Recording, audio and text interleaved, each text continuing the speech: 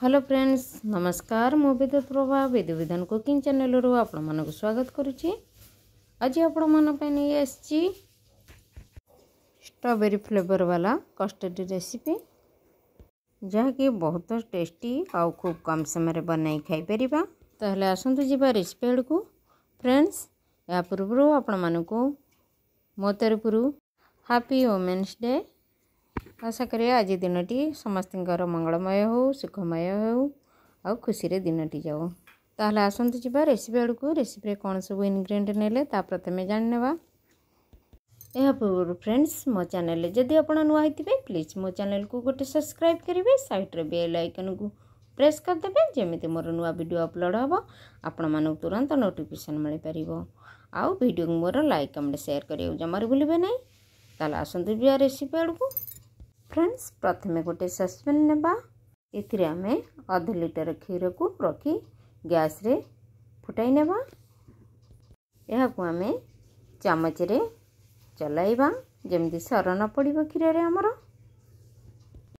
क्षीर एबे हमर फुटु थाउ एई समय रे चलंतु जिबा गोटे बाउल रे कस्टर्ड पाउडर को फेंटी नेबा। प्रथमे आमे गोटे कटर रे आधा कप पानी नेबा एथिरे 2 चम्मच कस्टर्ड पाउडर नेबा। फ्रेंड्स एठार देखंतु स्ट्रॉबेरी फ्लेवर वाला कस्टर्ड पाउडर एठार मु नेइची। आपण चाहिले कस्टर्ड विभिन्न प्रकार फ्लेवर अछि जेकोनसी फ्लेवर कर परिबे किंतु कस्टर्ड को स्ट्रॉबेरी वाला करथिले बहुत बढ़िया लागि थाए। याको हमें पानी रे फेंटी नेबा। देखंतु पानी रे हमें फेटिया द्वारा कस्टर्ड पाउडर शीघ्र मिलाई गेला। एहा पर हमें फुटुथिबा खीर रे गोटे कप चीनी देबा। फ्रेंड्स मु एठारे 100 ग्राम चीनी देइची आधा लीटर क्षीर रे। बेसी मीठा पसंद नहीं जेहेतु ये चीनी पका होची तेणु करी आपण को पसंद अनुसार चीनी पकाइबे। एबे हमें चीनी को पकाई भल भाव रे घांटी नेबा। क्षीर रे चीनी हमर मिक्स हो गेलानी।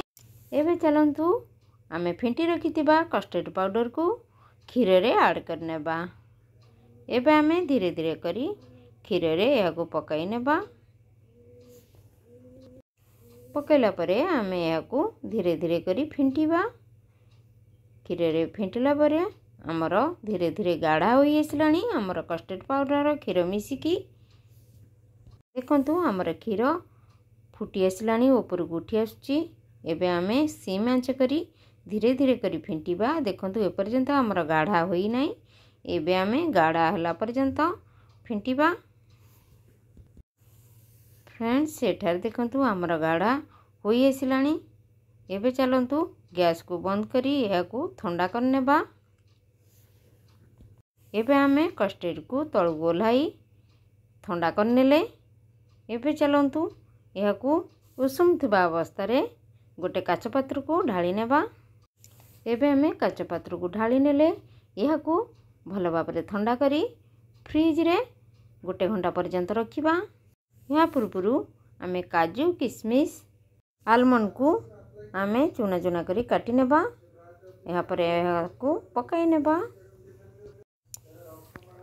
फ्रेंड्स आलमंड आउ काजू को प्रथमे पकाई नथिले एबे पकाइबा कारण ये टिके सॉफ्ट होई जिवो। यहाँ पर आमे फ्रिज रे चलंतु एबे गोटे घंटा बा 30 मिनिट रखी परिबे आपण जेतबेले चाहिबे खाइबे। तेणु कर चलंतु एबे आमे रखी नेबा फ्रिज रे। फ्रेंड्स देखंतु केते सुंदर देखा जाउची हमर स्ट्रॉबेरी कस्टर्ड।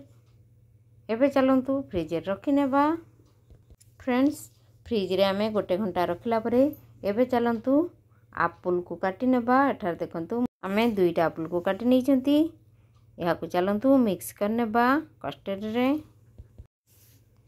फ्रेंड्स एठी देखंतु कस्टर्ड हमर बसी जाईची। हमर बेसी मोटा रखी नांती। कस्टर्ड को मोटा रहिथिले भल लागि न थाए बेसी आमे मीडियम भाव रे रखिथिले हमको खाया पई बहुत भल लागि थाए। एबे आमे एप्पल को काटी र पकाई नेले। एबे चलंतु बनाना को काटी पकाई नेबा बा कदली को आगुरु काटी रखिथिले याको पकाई नेबा। फ्रेंड्स आपण पाखरे जदि अंगूर थिबो पकाइले भल लागि थाए, अनार भी थिले पकाइथिले भल लागि थाए। तेणु करी मो पाखरे एप्पल और कदली थिला आ ड्राई फ्रूट रे मु गार्निशिंग करिछि। ଆପଣ ଯେମିତି ବି କରନ୍ତୁ ବହୁତ ଭଲ ଲାଗିବ। ଏହାକୁ ଖାଇବା ପାଇଁ ପେଟ ଥଣ୍ଡା ରହିବା ସହିତ ଆଉ ଫ୍ରୁଟ୍ସ ଆମ ଦେହ ପାଇଁ ବହୁତ ହେଲ୍ଦିକର ଖାଦ୍ୟ। ଏବେ ଚାଲନ୍ତୁ ଆମେ ଡ୍ରାଏ ଫ୍ରୁଟ୍ କିସମିସ୍ आलमंड काजू को पकाई ऊपर गार्निशिंग करनेबा। फ्रेंड्स प्रस्तुत हो गला आमर स्ट्रॉबेरी फ्लेवर कस्टर्ड। ताला आसंतु ठंडा ठंडा परिछनेबा खाया पाई। फ्रेंड्स आशा करे आज रेसिपी वोमेन्स डे पाई बनाई थी आपको बहुत भल लगी। जदि भल लगी थाए प्लीज चैनल को गोटे सब्सक्राइब करेंगे। वीडियो को मोर लाइक कमेंट शेयर करियो जमार भूलिबे नहीं। रहिले नमस्कार धन्यवाद। पुणी आसबि आउ नुआ रेसिपी नहीं। Bye see you again.